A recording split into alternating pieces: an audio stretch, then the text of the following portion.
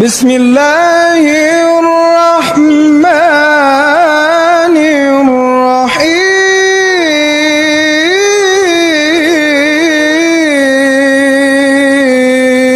سیرت خاتم الانبیاء محمد مصطفیٰ صلی اللہ علیہ وآلہ وسلم نرالی شان والا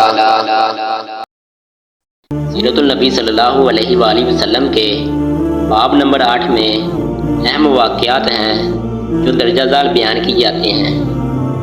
مکہ میں قحط سالی، قبیلہ قیس اور قبیلہ مضر کی بستیوں میں بارش کا نہ ہونا، آپ کی آنکھوں کا درد، راہب کا گھر سے نہ نکلنا، پرانی آسمانی کتابوں میں آپ کی نشانیوں کا بیان۔ مطلب کی بیوی کا نام ریا بنت ابو سیفی تھا۔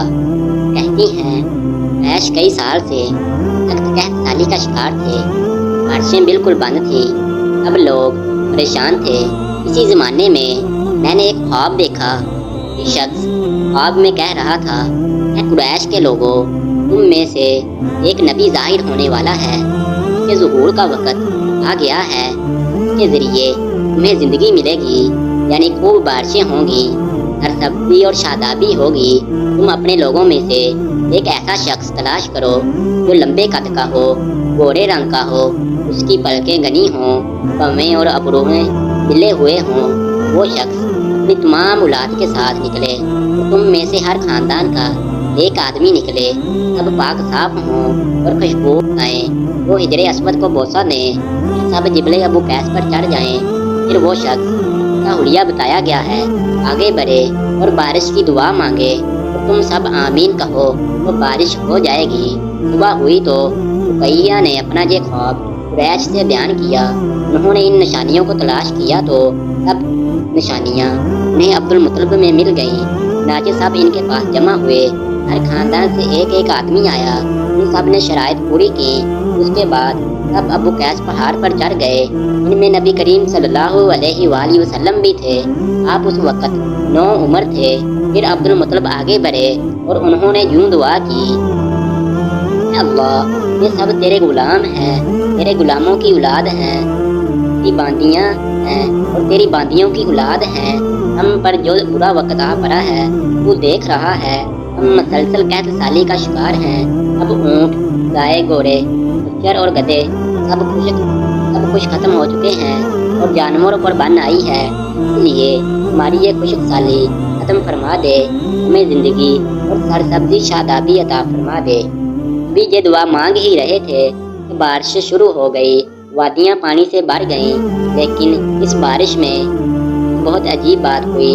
وہ عجیب بات یہ تھی کہ قریش کو شہ سرابی ضرور حاصل ہوئی، مگر یہ بارش قبیلہ قیس اور قبیلہ مضر کی قریبی بستیوں میں بالکل نہ ہوئی۔ اب لوگ بہت حیران ہوئے کہ یہ کیا بات ہوئی، ایک قبیلے پر بارش اور آس پاس کے سب قبیلے بارش سے محروم۔ تمام قبیلوں کے سردار جمع ہوئے۔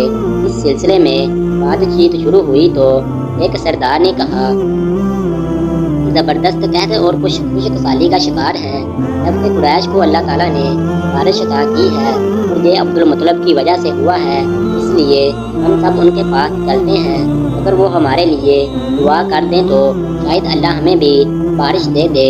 یہ مشورہ سب کو پسند آیا۔ چنانچہ یہ لوگ مکہ معظمہ میں آئے اور عبد المطلب سے ملے، انہیں سلام کیا، پھر ان سے کہا، اے عبد المطلب، ہم کئی سال سے خشک سالی کا شکار ہیں، ہمیں آپ کی برکت کے بارے میں معلوم ہوا ہے، اس لیے مہربانی فرما کر آپ ہمارے لیے بھی دعا کریں، اس لیے کہ اللہ نے آپ کی دعا سے قریش کو بارش عطا کی ہے۔ ان کی بات سن کر عبد المطلب نے کہا، اچھی بات ہے، میں کل میدان عرفات میں آپ لوگوں کے لیے بھی دعا کروں گا۔ دوسرے دن صبح سویرے عبد المطلب میدان عرفات کی طرف روانہ ہوئے۔ ان کے ساتھ دوسرے لوگوں کے علاوہ ان کے بیٹے اور اللہ کے رسول صلی اللہ علیہ وآلہ وسلم بھی تھے۔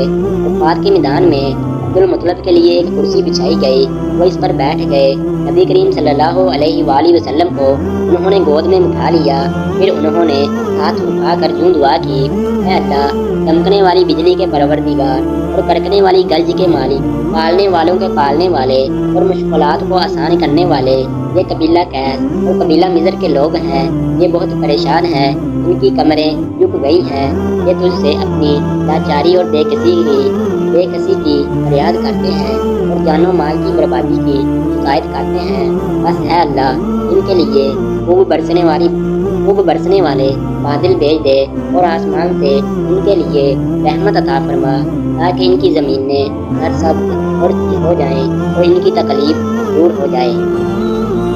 مطلب ابھی یہ دعا کر ہی رہے تھے کہ ایک سیاہ بادل اٹھا عبد المطلب کی طرف آیا اور اس کے بعد اس کا رخ قبیلہ قیس اور بنو مضر کی بستیوں کی طرف ہو گیا۔ یہ دیکھ کر عبد المطلب نے کہا، اے گروہ قریش اور مضر، جاؤ، تمہیں خرابی حاصل ہوگی۔ چنانچہ یہ لوگ اپنی بستیوں میں پہنچے تو وہاں بارش شروع ہو چکی تھی۔ آپ صلی اللہ علیہ وآلہ وسلم 7 سال کے ہو چکے تھے۔ آپ کی آنکھیں دکھنے کو آ گئیں۔